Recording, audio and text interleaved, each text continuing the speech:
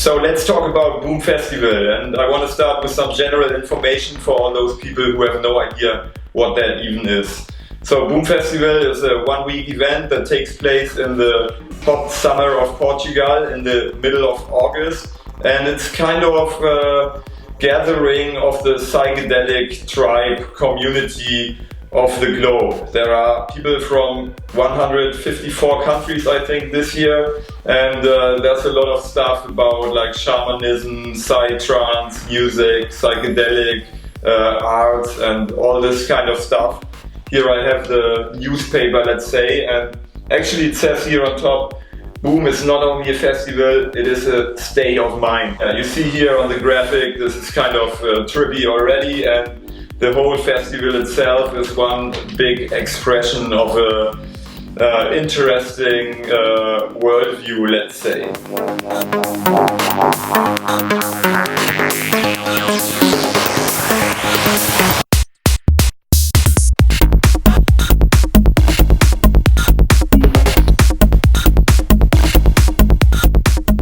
So for sure this festival is one big party, but as well as a party, it's a place for people to gather who are interested in all of this stuff. And when we look here, it's written oneness, music, environment, culture, arts, love and shamanism. And these terms kind of give you an impression of what's going on beyond the dance floor, let's say.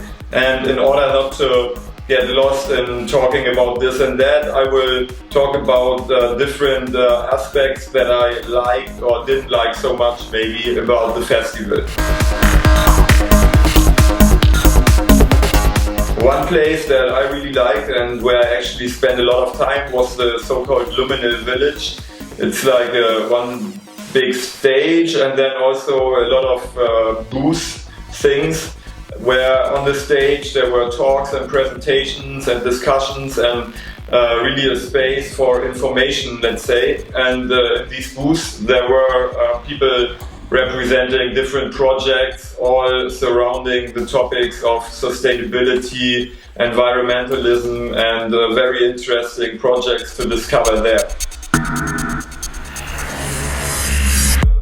In general, all the talks in this Liminal Village were very interesting. I felt like I was at a conference with a broad variety of topics. I learned a lot about psychedelics, consciousness, ecology, permaculture, shamanism and many other topics, and I really enjoyed this place.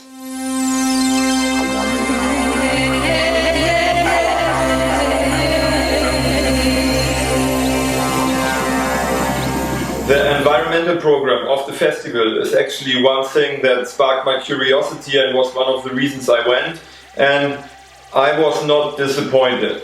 Here and there it's a compromise, but you can really see a big effort of the organizers to use sustainable solutions in many ways and get creative on how to do that. One major element is the compost toilet. There are 350 compost toilets on Boomland. And this is a very simple but efficient technique that I see in permaculture and in many projects that I visit, and it really makes a lot of sense. I remember from when I first came in contact with compost toilets that I was a little bit compost toilet, but to be honest, today I rather go to a compost toilet than for sure to a Dixie toilet, but also to a normal toilet actually. They use no water, no chemicals, and instead of creating pollution, you are creating valuable fertilizer that you can use to revitalize your land. So in many ways it's a no-brainer in my eyes.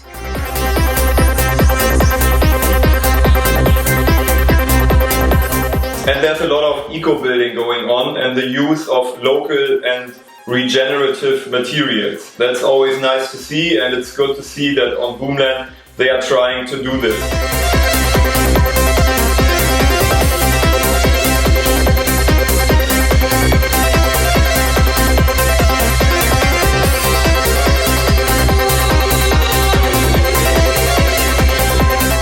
And another big element, of course, are the gardens. They are actually trying to regenerate the land where the festival is taking place by creating permaculture gardens. And I talked with one of the women there, so let's hear what she had to say.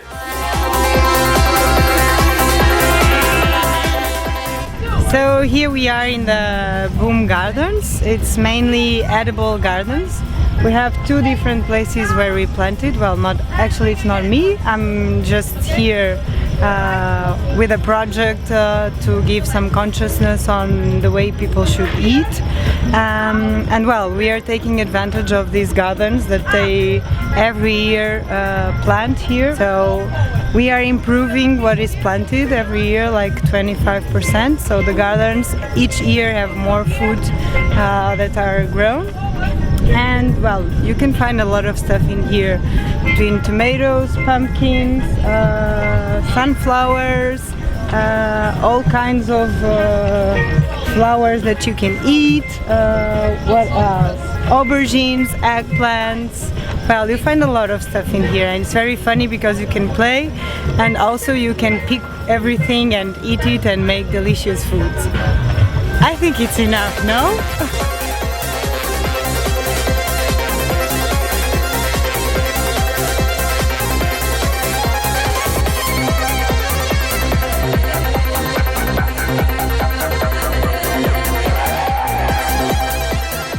This psychedelic community, very interesting. I really like it. To be honest, I have never taken any psychedelic drugs, so I'm kind of in an observer position when I'm walking around on the Boomland. But for sure, a lot of people there have a lot of experience with psychedelic drugs. And I have to say, this is just a really great atmosphere. The people are so peaceful. For example, one thing that I noticed is, first of all, there are basically no drunk people there. I barely saw alcohol, let's say. And another thing is that the stages, like, there's no security at all. You can walk all around the stage and there's nothing stopping you from walking on it or whatever. But it's not necessary. The atmosphere is so peaceful. I didn't see one expression of aggression in the whole week that I was there.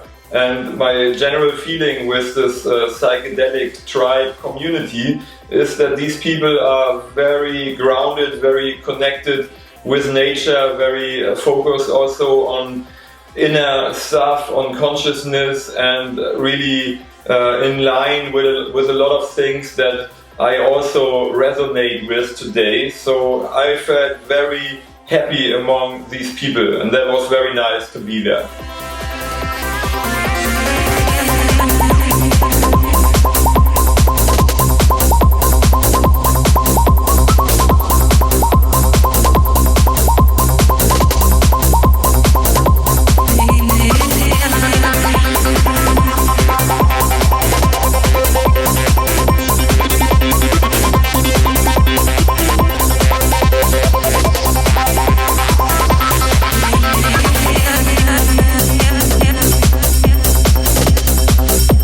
And one of the qualities of this community is for sure the level of creativity and arts and expression of freedom that you see going on. First of all, the entire Boomland is one big piece of art almost. Everywhere you walk, a lot of detail in small things, in bigger things, huge statues and constructions, and really a lot of things to discover from an artistic point of view.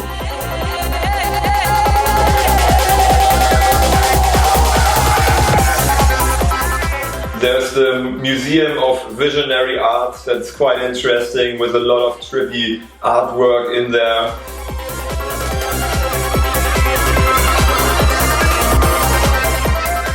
And a lot of performance arts going on, especially when the night comes, when the sun goes down. The whole place lights up like one big luminous trip.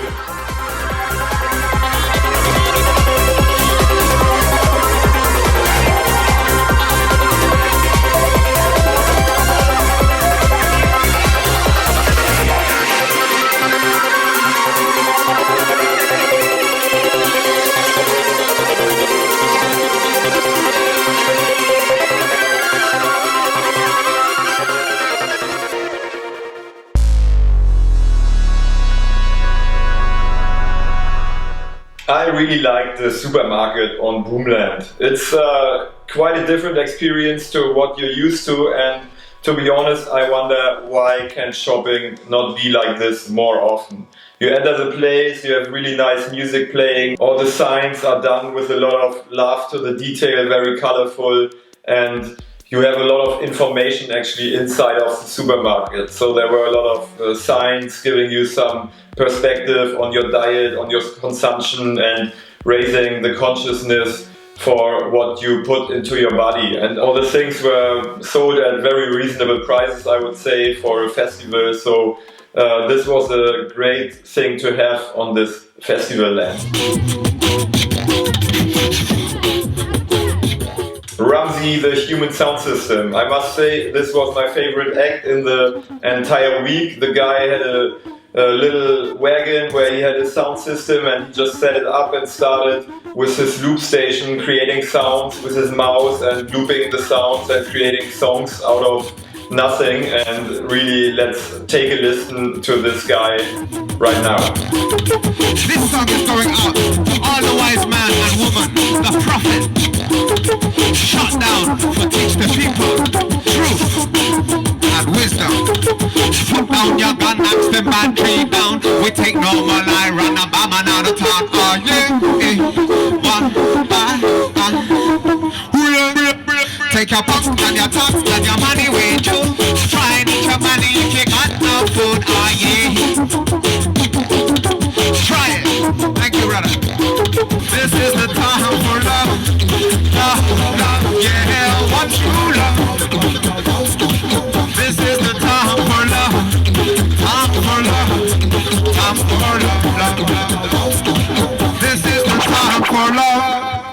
I could go on and on. This week was so packed with experiences and things to discover, but I think this is a kind of a nice overview. And in general, I want to say that a place like Boom Festival, in my eyes, is more than just a gathering for this 1 week.